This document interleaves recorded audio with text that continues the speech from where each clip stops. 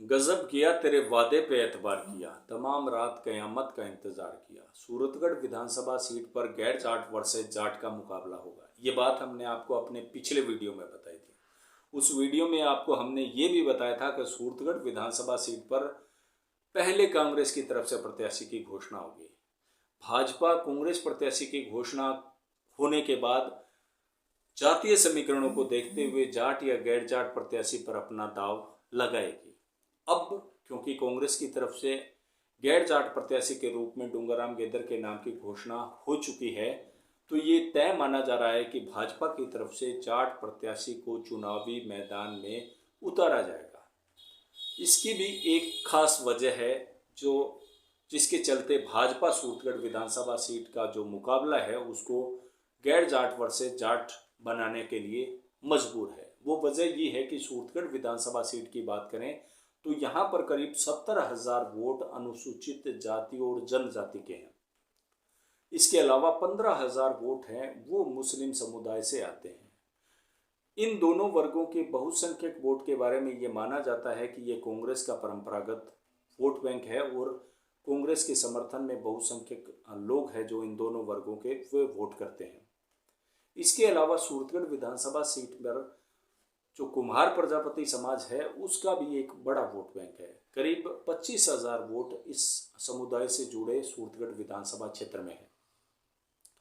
वैसे तो कुम्हार प्रजापति समाज का जो वोट है वो परंपरागत रूप से भाजपा के साथ जाता है, लेकिन इस बार सिनारियो अलग है क्योंकि कांग्रेस की तरफ से कुम्हार प्रजापति समाज के ही डूंगरराम गेदर चुनावी मैदान में है। तो ऐसे में ये माना जा रहा है कि जो कुम्हार प्रजापति समाज का बहुसंख्यक वोट है वो डूंगरराम गेदर की तरफ लामबंद होगा। अब क्योंकि ये तीन बड़े वोट जो बैंक है या वोटों के जो वर्ग हैं वो कांग्रेस के साथ या कांग्रेस प्रत्याशी के साथ जाते दिख रहे हैं, तो भाजपा इसी वजह से चिंता में है।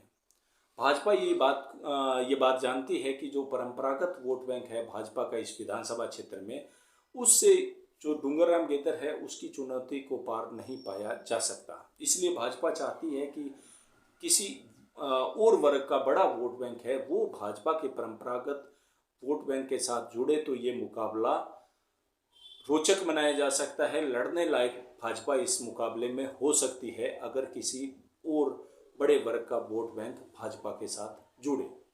यही वजह है कि भाजपा इस मुकाबले को कांग्रेस के गैर जाट प्रत्याशी के वर्सेस में जाट प्रत्याशी उतारकर गैर जाट वर्सेस जाट का बनाना चाहती है, क्योंकि जाट समाज का भी सूरतगढ़ विधानसभा में करीब 30,000 का वोट बैंक है।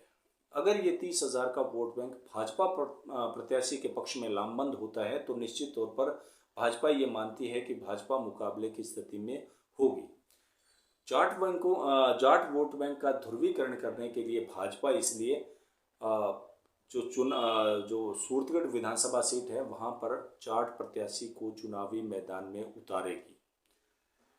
अब सवाल ये पैदा होता है कि अगर भाजपा चुनावी मैदान में जो जाट उम्मीदवार को टिकट देगी तो वह उम्मीदवार कौन होगा, क्योंकि भाजपा की अगर बात करें तो भाजपा में जाट उम्मीदवारों की भी संख्या कम नहीं है। वर्तमान विधायक रामप्रताप कासनिया के अलावा पूर्व विधायक राजेंद्र भादु, राहुल लेगा, नरेंद्र घिंटाला, किसान नेता मोहन पुनिया और जो प्रदेश संगठन मंत्री है विजेंद्र पुनिया, वे भी चुनावी मैदान में है और भाजपा से टिकट की मांग कर रहे हैं। अब भाजपा इन नेताओं में से किस पर दाव खेलेगी ये बात हर कोई जानना चाहता है। जहां तक हमारी ओपिनियन है, हमें लगता है कि भाजपा इस बार जो वर्तमान विधायक है रामप्रताप कासनिया उन पर अपना दाव लगाएगी। भाजपा की विधायक रामप्रताप कासनिया पर दाव लगाने की कई वजह भी है, क्योंकि भाजपा का जो अब तक का जो टिकट वितरण का जो तरीका रहा है उसमें ये बात खुलकर सामने आ चुकी है कि भाजपा जो वर्तमान विधायक हैं उनको टिकट दे रही है, उनके टिकट नहीं काट रही है। इसके अलावा जो एक और पैरामीटर जो भाजपा की तरफ से टिकट वितरण के लिए विधायकों के टिकट वितरण के लिए तय किया गया है उस पर भी विधायक रामप्रताप कासनिया खरे उतरते हैं। वो जो पैरामीटर है वो ये है कि उन विधायकों के टिकट को कंटिन्यू करेगी जो पिछले चुनाव में 10,000 अधिक वोटों से जीते हो, क्योंकि भाजपा के विधायक जो राम प्रताप कासनिया हैं, उन्होंने पिछले जो चुनाव था उसमें जो सूरतगढ़ से कांग्रेस के प्रत्याशी थे हनुमान मिल को 10,000 से अधिक वोटों से परास्त किया था। इसके अलावा एक और बात है जो भाजपा विधायक के समर्थन में दिख रही है, वो बात यह है कि जो वर्तमान विधायक है उनकी सत्ता और संगठन पर पकड़ है, और सत्ता और संगठन में जो पिछले सालों में जो नियुक्तियां हुई है वो विधायक राम प्रताप कासनिया की अनुशंसाओं पर हुई है। तो ऐसे में जो सत्ता और संगठन है वो विधायक राम प्रताप कासनिया के साथ काम करेगा, और काम करने में उसको सहूलियत होगी। तो निश्चित तौर पर इसका फायदा है जो चुनाव में भाजपा को मिलेगा, ये बात भी पार्टी अच्छी तरह से जानती है। एक और बात जो विधायक राम प्रताप कासनिया के पक्ष में है वो है उनके पास समर्थकों की लंबी चौड़ी फौज। भाजपा के जो दूसरे जो टिकट के उम्मीदवार हैं उनके मुकाबले में विधायक राम प्रताप कासनिया के पास समर्थकों की एक बड़ी फौज है जो उनके लिए दिन रात एक कर सकती है। इस मुकाबले में वे दूसरे प्रत्याशियों से बहुत ज़्यादा आगे हैं। 4 बार विधायक रह चुके हैं और उनके साथ एक समर्थकों की बड़ी संख्या है। तो ये सारे वो कारण हैं जिनके चलते हमें लगता है कि जो भाजपा है वो विधायक राम प्रताप कासनिया को अपना उम्मीदवार घोषित करेगी। हालांकि भाजपा से गैर जाट प्रत्याशियों के रूप में भी अशोक नागपाल, पूर्व पालिका अध्यक्ष काजल छाबड़ा का नाम आ रहा है। इसके अलावा एक और नाम की चर्चा भी आज सुबह से सोशल मीडिया पर चल रही है।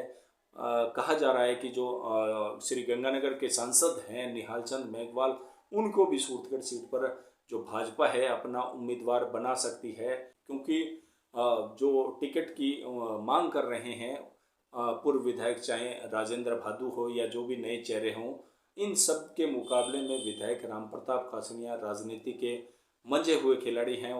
जो निहाल चंद मेघवाल को जो चुनाव मैदान में सूरतगढ़ सीट से उतारने की जो वजह बताई जा रही है वो वजह वही है कि जो सूरतगढ़ विधानसभा क्षेत्र है वहाँ पर जो